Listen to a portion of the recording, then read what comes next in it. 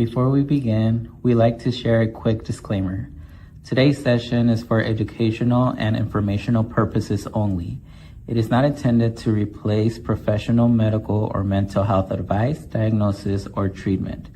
If you are experiencing a mental health crisis or need immediate assistance, please call 911 or contact the 988 Suicide and Crisis Lifeline by calling or texting 988. We hope today's conversation provides helpful information, practical tools, and encourages you to seek professional support if needed. La información que se presenta hoy es únicamente con fines educativos e informativos. No sustituye la atención, el diagnóstico ni el tratamiento de un profesional de la salud o de la salud mental.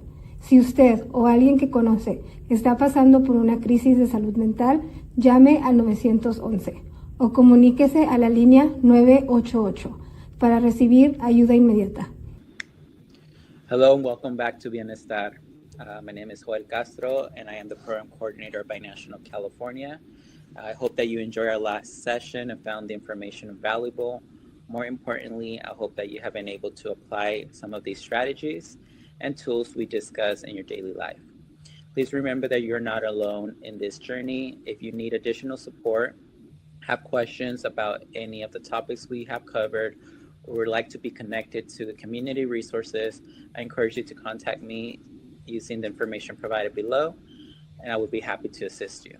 Thank you for continuing to be part of the Bienestar program. We are excited to have you back, and I hope you enjoy today's topic. Hola a todos, bienvenidos otra vez a otra sesión. Everyone, welcome to another session. Today we'll be talking about mental health, trauma, adverse childhood experiences, or as known as ACEs, and healthy coping skills. These topics affect people of all ages, and understanding them can help us build resilience, strengthen our relationships, and improve our overall well-being. I am honored to introduce James Williams. He's Executive Director of Edison Youth Activities. James is a dedicated youth advocate with years of experience helping young people overcome challenges and build healthy, successful futures. So thank you, James, for being here with us. How are you? I'm good. Thank you guys for having me. It's a real pleasure. No, thank you. So James, before we jump into the presentation, why do you think it's important for kids and adults to stop and identify what they're feeling instead of just saying what we usually say on a daily basis? Like, how are you, James? And then we say, I'm fine. Why do you think it's important to stop and identify what we feel?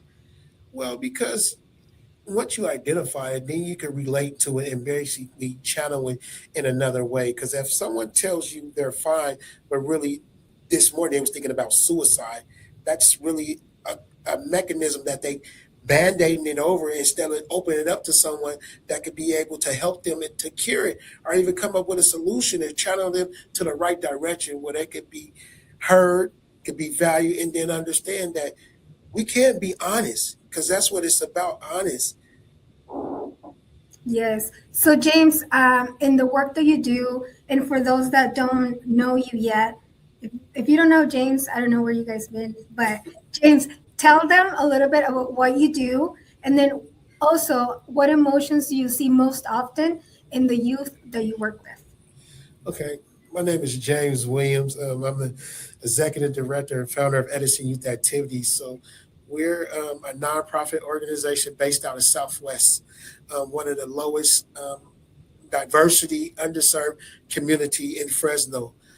Also, we have a mentorship that really deals with our kids when it comes to their emotion, self-well-being, and child welfare.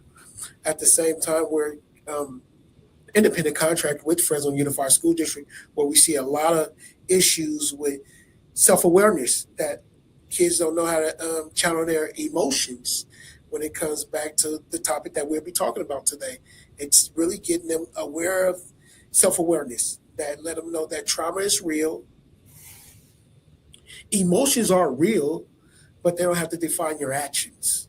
And that's what most of our kids are in the space of trying to find their how to channel their emotions. Our kids are mostly they feel the emotion, they act on them instead of taking a pause, like you said, a second to really think about, okay, I'm feeling this way, but do I have to act like that, or do I have to make that decision to act that way, or should I sit back, reset, and ponder my emotion, and then check, okay, this emotion now, what can I do? Can I think about it? Just let it be a thought, let it be a feeling, or do I have to act on it?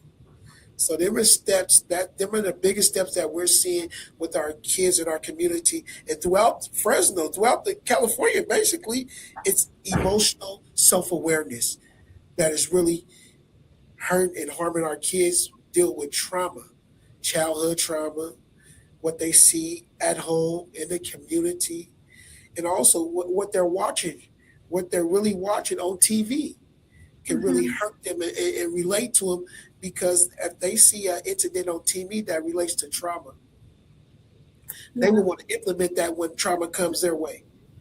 And you know what? You just mentioned something very important, that sometimes we think that kiddos have trauma for what they've seen at home, but nowadays, trauma could come from what they've seen on TV, on their tablets, on their phones, at school.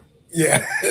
So now, before we thought that only kids with hardship at home were the ones that were experiencing this trauma.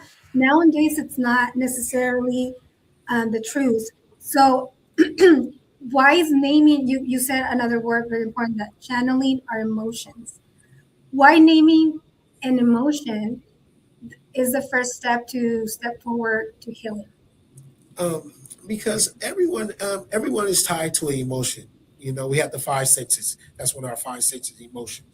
And so once you recognize your emotions, that I could say something that may harm someone, and they're going to act because their emotions are tied into it. Now it's just a defense mechanism. So now, knowing that emotions are real, that it might have hurt their feelings, or someone might have hurt my feelings by saying something, and that's true. Now it goes back to the ingredients or how we think. Now, okay, they did say something, they hurt my feelings. That's my emotion. But do I act? Do I think? Do I reset? And that's the thing, is resetting to see how you combat with it. Sometimes it might not need to be said anything. And so that awareness is really big upon youth throughout California, throughout the world right now. Because if we look at everything that's going on, everything is tied to an emotion. They said something and they reacted. That's emotions. Emotion makes us do stupid things, if I can say that word. Yes. It does. It does. And especially coming up at it as a young man that deal with emotions. Me personally, dealing with emotions, seeing my brother trauma I had at home, and seeing my brother incarcerated at a young age, lost without a dad. So I was dealing with emotion. My emotion was angry. So I was always angry. I always wanted to fight. I was always, you couldn't even look at me wrong, because I was dealing out emotion. My life was tied around emotion, acting off emotions and just action, not thinking, not resetting. If you look, you said anything wrong, or even if you spoke to me wrong, I'm ready to act on it. But that's because I was tied off emotion. I was emotionally attached to my brother. I was emotionally attached to my father. But when they both left now, where am I attached to? Just my emotion I had. And my emotions wasn't good, because now I was angry. My emotions led to my anger. Mm-hmm.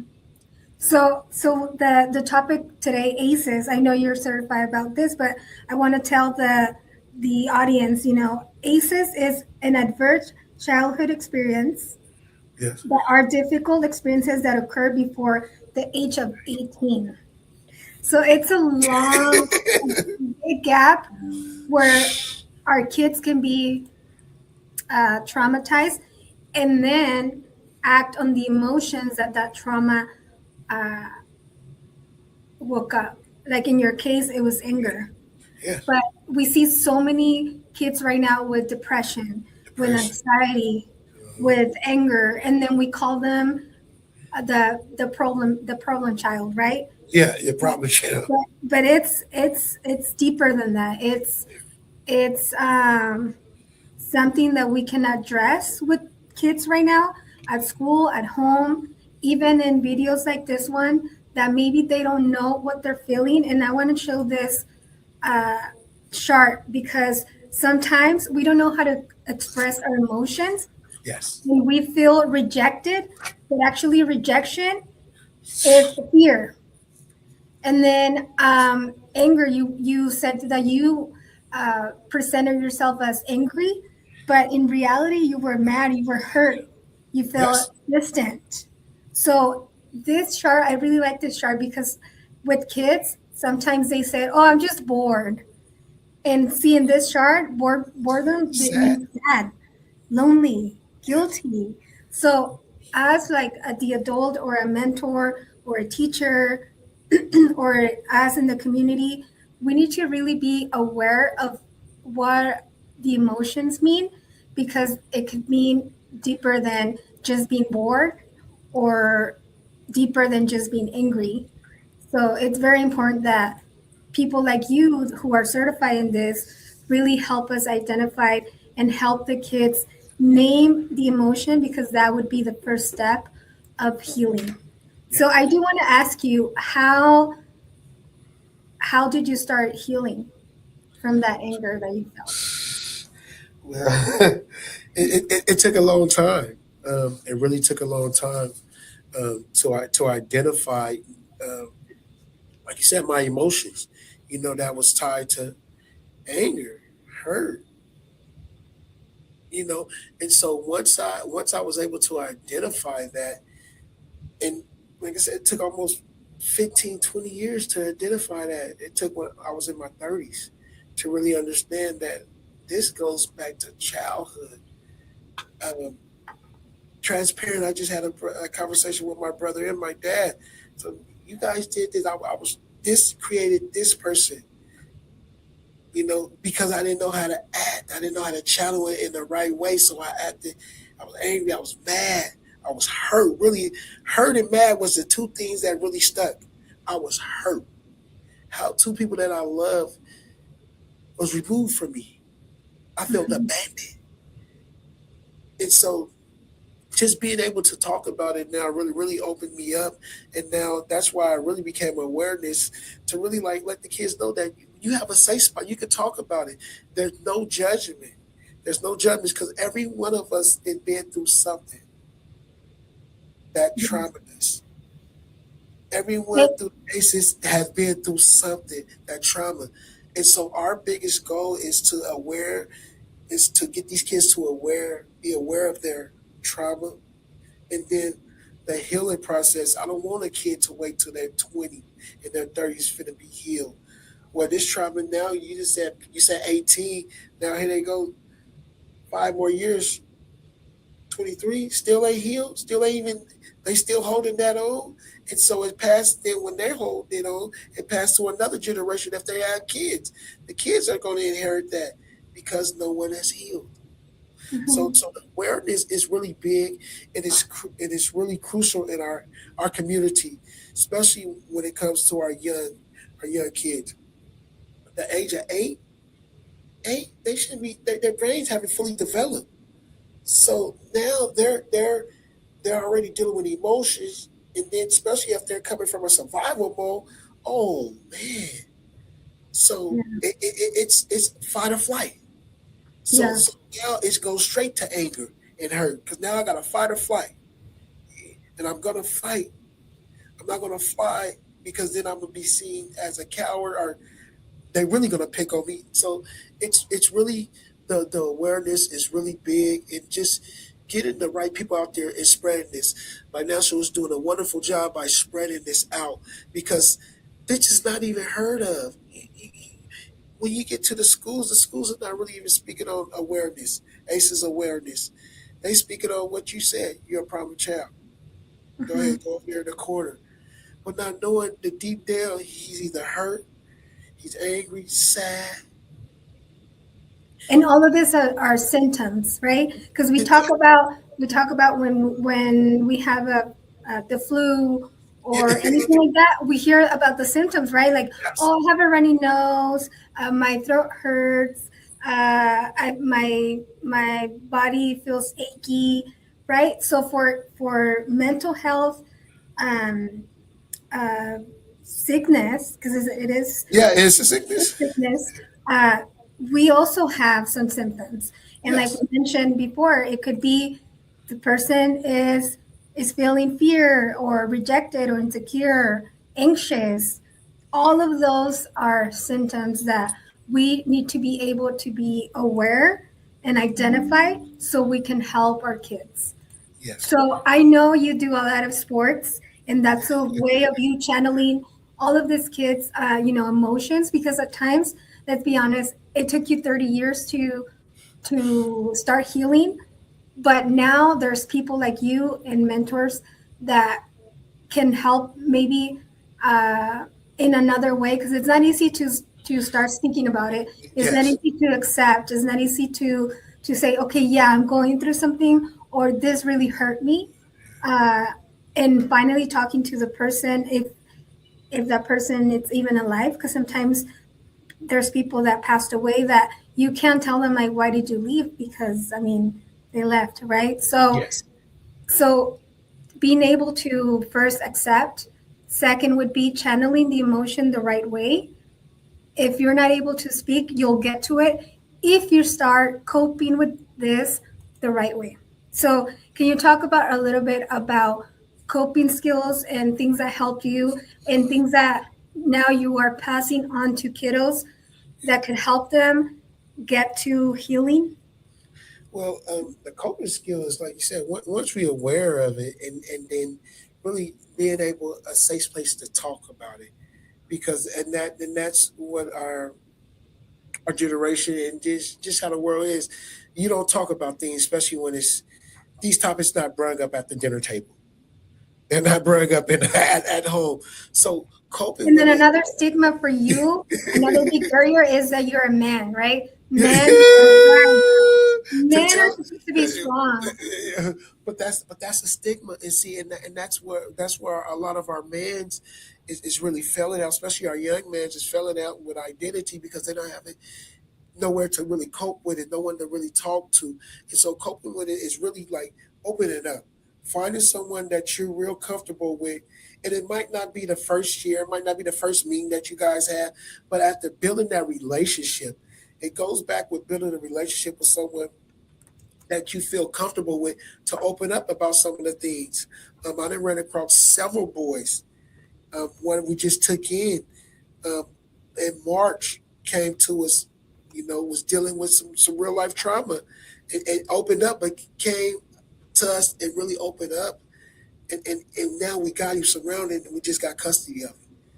And so he's surrounded, but he was dealing with, and still right now, he's still angry, not learning how to cope with it, but we deal with him on a daily basis now. So just having someone to talk to and someone really that could channel that anger somewhere else or whatever it is, depression, you know, just someone that can help you heal through the process, because healing is a process. And then also it goes with having someone to walk with you through it. Mhm. And I do want to give this back to our audience out there, because at times we think that men are strong and men, which you guys are, but meaning you guys don't talk about stuff often, right? So the most recent USA CDC data covering from 24 shows that men account for about 79 to 80% of all suicide deaths. When women, which we are known for talking about our feelings, Too much, but no. we're right. We're Yes, only 20 to 21%. So that shows that talking about yes, your problems, about what your feelings are, it is helpful. It's yes. not. It's not a sign of weakness. Rather, it's the opposite, actually. Yeah, it's a So sign. It's a sign of strength. It really, really courage. Especially being a man in today's society, like you said, they got us being strong. But I dealt with depression before. Um, a couple years ago, after losing my mom, and it looked like everybody else. Everyone thought I was strong, but I was really depressed deep down inside. It took for me to really have to sit down and pray and really talk to someone and let them know that I am feeling that way. I do feel depressed, but you don't seem like it. I said, but that just looked good on the outside. I stay smiling, but I was dying inside. I was dying, and that's where it took me to really like go back to coping with having someone to talk to, going through therapy, going through counseling, and that's what's wrong too. I feel a lot of us won't go through counseling or therapy. Yeah. It's good. It's really helpful because there's no judgment and you could be vulnerable. You could really be vulnerable. It might not happen, like I said, stated before, repeat that. It might not happen the first time, the second time, but eventually you will grow that relationship where you can be open, especially with someone just to listen to. A lot of us don't get heard. Mm-hmm. A lot of us don't get heard.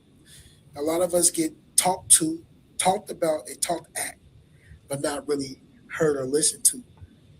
We tell the whole person about our depression or any anxiety that we going through, any emotions. Oh, you shouldn't have no emotions, especially us as a man. Man, don't have emotions. What do you mean? You big, you don't need that. Huh? Mm-hmm. We was created with emotions, one of the five senses. Yeah. I mean, just be it goes like so basic, right? It goes so basic to our anatomy that it comes with us. If That's you're a human, you're gonna have emotions. That's Whether you're a woman or you're a man, you're gonna have emotions. Kids too. Even if you're a kid, emotion's not tied to how old you are, gender. It's tied to human being, humanity. So, so that's real big. That's real big. Yeah. So let's put an activity for our community out there. From this chart, if you didn't know, if you feel comfortable, if you can leave in the comments below, if you have felt any of this, and now you can tie it to the emotion. Maybe I know I felt guilty at times, and that means that I'm sad for something, right? Yes. You mentioned anger at the beginning, but you were actually hurt. You mentioned before.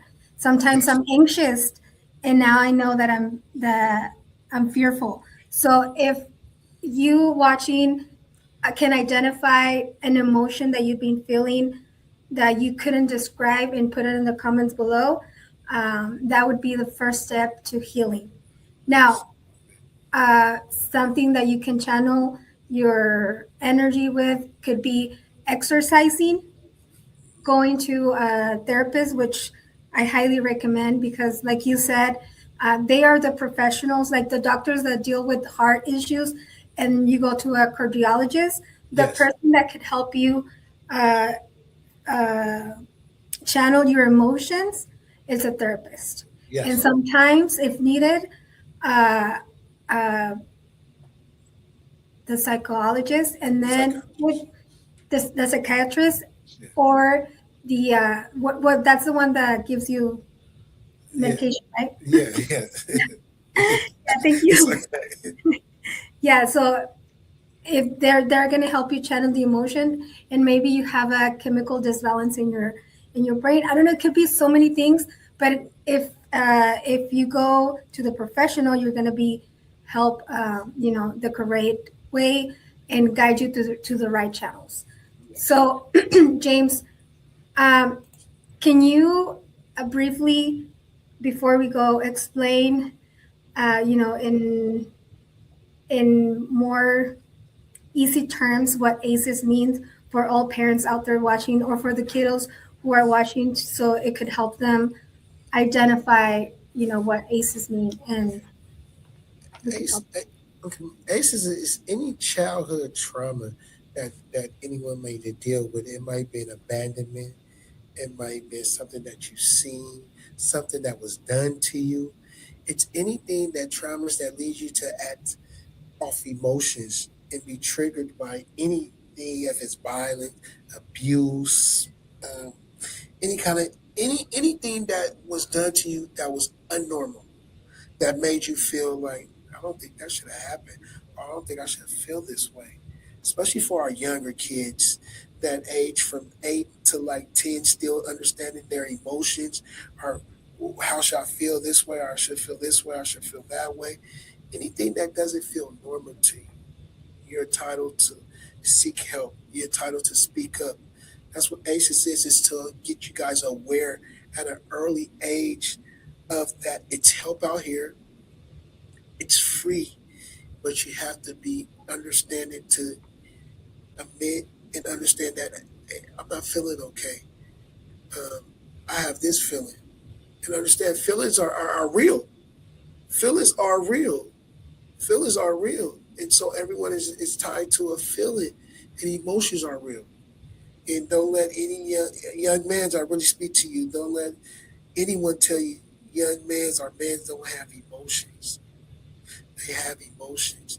Every human being was tied to an emotion. God created every human being to have emotions. And so I implore you guys to really get help. Find your local medical professional, therapist. You can reach out to Binational. They can lead you into a way where you can get help physically, emotionally, and mentally at the same time. Them three components really ties in to ACEs, because we want everyone to be healed, to be free. Really, to be free. That's what it is too. Once we are aware of our trauma, identify it, cope with it, talk with it, on our road, success to be a healed, you will be free. I am a free man now. Mm-hmm. You know, after years of bondage, of hurt, anger, tied to an emotion, tied to a childhood trauma. Back at 6 or 7, I'm 44, and now I'm a healed man. So and you still have emotions, right? Yes. You still have emotions. It doesn't mean that your emotions or your sadness or your fear or your anxiousness is going to go away. It just means that you're going to gather tools. That's it. So you can channel your emotions correctly. So I'm going to post here the resources that young people can and parents can reach out to. Obviously Binational, but this is a crisis line as well. You know what? I had a workshop before with kids who it's easier for them to text someone at the beginning. So if you text 988, you can talk to someone at the tip of your fingers, and they can guide you through it. But also, like you mentioned, there's also Binational, and our phone numbers are going to be in the screen for you. I'll also post our phone number. There it is. If you want to get in touch with Binational, and we can guide you to the right resources, to a mental health provider. And all of this is confidential. There are some tools for you to take online as well. So if you guys can reach out, we're also here Monday through Friday from 9 a.m. to 4:30 p.m. So if you guys want to come by, give us a call. We're bilingual. So also, James, I don't know if you want to say bye with the last message for our community and our young people. Our young people, man, just want to say, just please, if you haven't got screened, do the screening first. Do the screening first. It would be beneficial. If it's not beneficial for you directly, it would be beneficial for your family members, your friends, even for your community. So please do the screening. Please do the ACEs screening. And like I said, all the resources are here. They're tangible to your description. So thank you, Binational. Thank you, Miss Claudia, for having me. Thank you, James. We really appreciate you, and you're doing a great job with our youth, and those are our future. So thank you so much. So we'll see you guys in the next session. Reminding you that it's every Wednesday. We have sessions in both languages. If we did the video in English, you can hit the subtitle portion and you'll understand what we're saying, and vice versa. So thank you so much, James, for being with us, and thank you for all you do. We'll see you until next time. Okay. Bye-bye. Thank you for joining us for today's Bienestar session. I hope this information, discussions we shared today provided you with the valuable tools and insights that you can apply in your daily life. As always, if you have any questions about today's topic or would like additional support, please feel free to contact us at our information below. On behalf of Binational California and First Five, thank you for your participation and commitment to your well-being. See you next time.